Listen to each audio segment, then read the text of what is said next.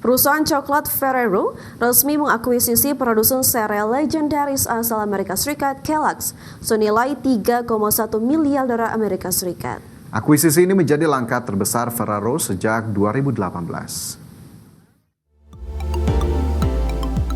Raksasa makanan asal Italia Ferrero sepakat membeli Kellogg's seharga 3,1 miliar US dollar atau sekitar 50 triliun rupiah, di mana saham Kellogg's langsung melesat 30% usai pengumuman akuisisi mendekati angka pembelian Ferrero di 23 US dollar per saham. Transaksi ini dijadwalkan rampung pada semester 2 tahun ini dan akan memperluas portofolio Ferrero ke pasar makanan sarapan global. Kellogg's dikenal lewat produk Frosted Flakes and Fruit Loops, sementara Ferrero menguasai pasar lewat Nutella, Kinder Joy, dan Tic Tac. Akuisisi ini disebut sebagai langkah strategis untuk mendiversifikasi produk Ferrero yang selama ini bergantung pada bahan baku kakao, sekaligus membuka akses distribusi yang luas ke pasar Amerika Serikat. Langkah ini juga menjadi upaya Ferrero menghadapi tekanan kenaikan harga kakao global yang melonjak tajam sejak 2024 akibat pasokan menipis. Dengan ekspansi ini, Ferrero berharap bisa mendorong inovasi produk non-coklat dengan harga lebih kompetitif di pasar global. Berbagai sumber IDX Channel. Pemirsa, Sony mengumumkan peluncuran 2 edisi terbatas konsol PS5 untuk game Ghost of Yotei yang akan rilis bersamaan pada 2 Oktober 2025. Ya, kedua varian dikemas dengan desain estetis, putih kemasan dan putih hitam, mengusung motif gunung Yotei dan siluet protagonis Atsu di controller. Sony mengumumkan peluncuran 2 edisi terbatas konsol PS5 untuk game Ghost of Yotei yang akan rilis bersamaan pada 2 Oktober 2025. Desain mengangkat elemen budaya Jepang seperti lukisan sumii, efek kintsugi pada topeng, dan ikon buatan tangan pola peta Atsu. Konsol dan controller dalam edisi ini memancarkan nuansa artisanal yang menyiratkan tema eksplorasi dalam game. Bundle ini menyertakan konsol plate yang dapat diganti, controller edisi khusus, dan salinan standar Ghost of Yotei. Konsumen yang sudah punya PS5 tetap bisa membeli plate dan controller sebagai aksesori pelengkap. Kedua edisi terbatas PS5 ini mulai tersedia pada 2 Oktober 2025, bertepatan dengan peluncuran global Ghost of Yotei untuk platform PlayStation 5 saja. Ghost of Yotei akan dirilis dalam 3 edisi, standar $69,99 Amerika, Digital Deluxe $79,99 Amerika, dan Collector's Edition $249,99 Amerika. Tidak hanya itu, edisi ini menyasar berbagai segmentasi penggemar, mulai dari casual hingga kolektor hardcore yang menghadirkan barang fisik mewah seperti replika topeng Atsu, sabuk sutra, Suba Katana, pohon ginkgo. Komunitas antusias menunggu paket bundle PS5 yang estetis dan eksklusif ini. Beberapa mengatakan ini langkah cerdas Sony untuk menggait penggemar visual dan budaya Jepang, plus kolektor barang fandom. Dengan mekanisme bundling terbatas, desain, dan toko khusus, Sony mengokohkan strategi eksklusivitas PS5 serta menjangkau pasar kolektor global, sembari mendukung fenomena hype para rilis Ghost of Yotei. Berbagai sumber IDX Channel. Terima kasih Anda masih bersama kami. Pemirsa, platform pencarian kerja Indeed dan Glassdoor mem-PHK sekitar 1.300 karyawan akibat restrukturisasi besar-besaran oleh induk perusahaannya Recruit Holdings asal Jepang.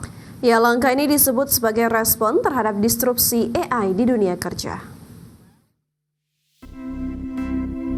Platform pencarian kerja Indeed dan Glassdoor mem-PHK sekitar 1.300 karyawan akibat restrukturisasi besar-besaran oleh induk perusahaannya Recruit Holdings asal Jepang. CEO Indeed dan Recruit Holdings Hisayuki Idekoba menyebut perusahaan ini tak terhindarkan di tengah revolusi kecerdasan buatan yang mengubah sistem perekrutan global.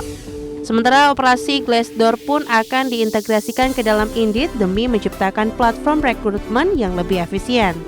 Selain pemangkasan karyawan, sejumlah pimpinan senior juga mengundurkan diri. CEO Glassdoor Christian Sutherland Wong akan mundur pada 1 Oktober mendatang setelah 1 dekade menjabat. Chief People and Sustainability Officer Indeed, Lavan Davis, juga akan hengkang pada bulan September. Perombakan ini terjadi hanya beberapa minggu setelah Ide Koba kembali menjabat sebagai CEO Indeed. Langkah ini menjadi bagian dari rangkaian efisiensi Recruit Holdings dalam 2 tahun terakhir. Adapun perusahaan sudah memangkas ribuan pekerjaan sejak 2023 sebagai respon atas melambatnya pasar kerja dan meningkatnya dominasi AI dalam proses perekrutan. Dengan integrasi sistem dan teknologi baru, perusahaan berharap bisa bersaing lebih adaptif dalam landscape ketenagakerjaan digital. Berbagai sumber, IDEX Channel. Pemirsa, Amerika Serikat meningkatkan besaran tarif masuk sejumlah barang asal Kanada menjadi 35% dari sebelumnya 25%. Pengenaan tarif tersebut akan berlaku mulai 1 Agustus 2025. Presiden Amerika Serikat Donald Trump mengumumkan pengenaan tarif masuk sebesar 35% terhadap sejumlah barang asal Kanada yang masuk ke Amerika Serikat. Tarif tersebut akan mulai berlaku pada 1 Agustus bersamaan dengan dimulainya pemberlakuan tarif resiprokal ke negara lainnya. Keputusan besaran tarif ini lebih tinggi dari besaran tarif yang diumumkan sebelumnya, yakni sebesar 25%. terhadap barang-barang asal Kanada yang tidak termasuk dalam perjanjian perdagangan antara Amerika Serikat, Kanada, dan Meksiko atau USMCA. Keputusan Trump untuk menaikkan tarif masuk menjadi lebih tinggi bagi Kanada itu disebut sejumlah kalangan akan menjadi pukulan bagi pemerintahan Perdana Menteri Kanada Mark Carney. Karena pemerintahan Carney sedang berusaha menghindari beban tarif tinggi pada ekspor negaranya ke Amerika Serikat. Adapun hubungan dagang antara Amerika Serikat dan Kanada sebelumnya juga sempat memanas, di mana pada bulan Juni lalu Trump sempat menghentikan negosiasi setelah Kanada mengusulkan pajak layanan digital yang akhirnya dibatalkan oleh pemerintah Kanada. Berbagai sumber IDX Channel.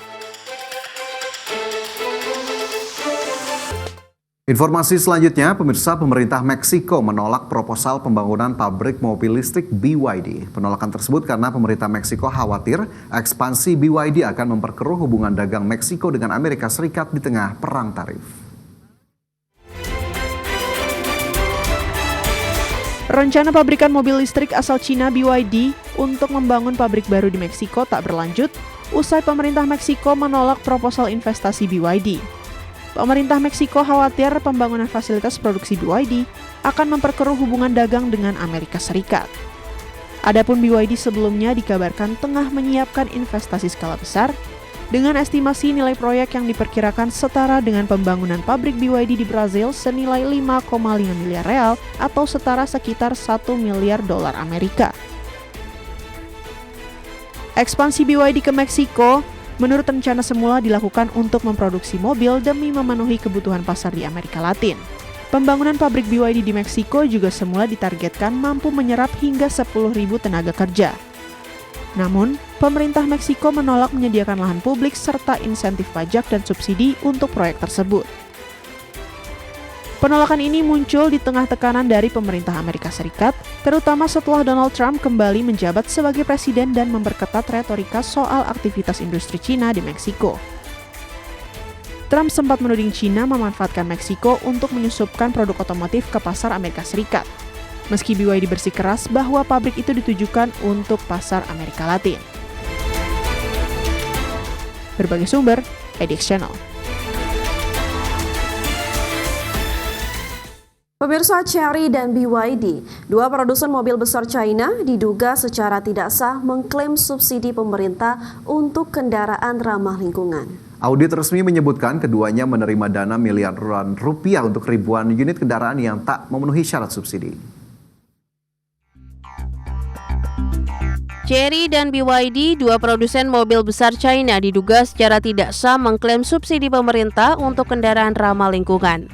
Menurut hasil audit Kementerian Perindustrian China, Chery dan BYD diduga menerima subsidi senilai total 53 juta US dollar atau sekitar 866 miliar rupiah selama 5 tahun hingga 2020.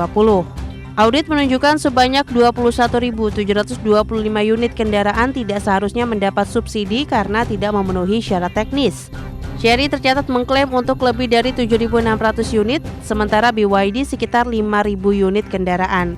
Dokumen audit memang tidak menyebutkan sanksi, namun pemerintah China sebelumnya telah menegaskan bahwa subsidi harus dikembalikan jika kendaraan tak lolos syarat jarak tempuh. Sejauh ini belum ada komentar resmi dari Chery, BYD maupun otoritas terkait atas temuan tersebut. Adapun audit ini merupakan bagian dari upaya pemerintah untuk mengawasi pemanfaatan subsidi secara lebih ketat. Kasus ini muncul di tengah tekanan besar di industri otomotif China, termasuk kelebihan kapasitas dan perang harga yang menekan margin keuntungan. Pemerintah pun berencana menutup fasilitas produksi yang tidak efisien sambil memperketat regulasi harga. Sementara itu, audit lanjutan untuk subsidi tahun 2021-2022 juga sedang berlangsung. Berbagi sumber, IDEX Channel.